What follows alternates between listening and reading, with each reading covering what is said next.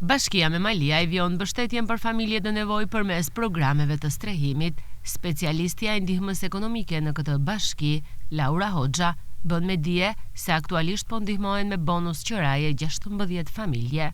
Bonusi jepet në bazë të numrit të anëtarëve të familjes, duke filluar nga 8.000 deri në 12.000 lekë.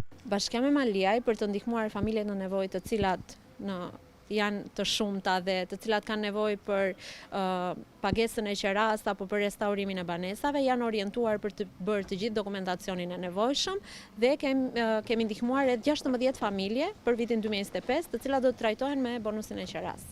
Bonusi i qeras jepet në bazë të numrit të anëtarëve të familjes, duke filluar që nga shuma 8.000 lekë dhe deri në 12.000 lekë të reja.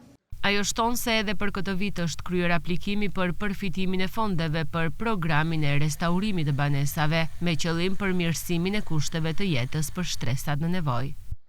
Kemi aplikuar gjithashtu edhe për programin për restaurimin e banesave për komunitetet e varfra në bashkinë tonë, por ende jemi në pritje të përgjigjes.